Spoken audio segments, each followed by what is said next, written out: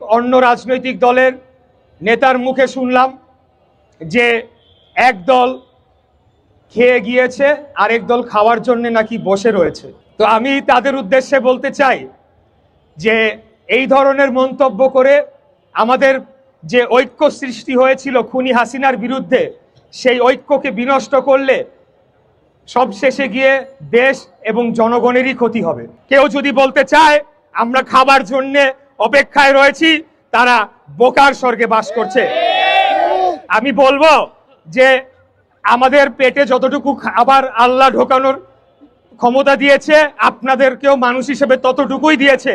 এখন আপনারা ইতিপূর্বে খেতে পেরেছেন কিনা সেটা নিয়ে হয়তোবা আপনাদের কোনো ক্ষোভ থাকতে পারে যে আপনারা কোনোদিন রাষ্ট্র ক্ষমতায় যেতে পারেন নাই, রাষ্ট্র ক্ষমতায় যেতে পারবেনও না।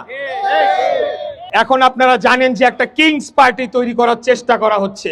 সরকারে যারা রয়েছে তারা একটা নতুন দল করে সেটা দিয়ে তারা আগামীতে তারা ক্ষমতায় আসতে পারে কিনা সেই ধরনের একটা চক্রান্ত করছে। এবং উদাহরণ হিসাবে বলা হয় কিংস পার্টি নাকি একসময় বিএনপিও ছিল। যখন শহীদ রাষ্ট্রপতি জিয়াউর রহমান রাষ্ট্র ক্ষমতা নিয়েছেন তখন বাংলাদেশে কোন রাজনৈতিক দল ছিল না, শুধুমাত্র বাকশাল ছিল, একমাত্র একদলীয় শাসন ব্যবস্থা ছিল। উনি সকল রাজনৈতিক দলকে বাংলাদেশে নতুন করে পুনর্জন্ম দিয়েছেন, রাজনীতি করার অধিকার দিয়েছেন, রাজনীতি করার সুযোগ করে দিয়েছেন। অতএব এই ধরনের কথা বলে জনগণকে বিভ্রান্ত করা যাবে না।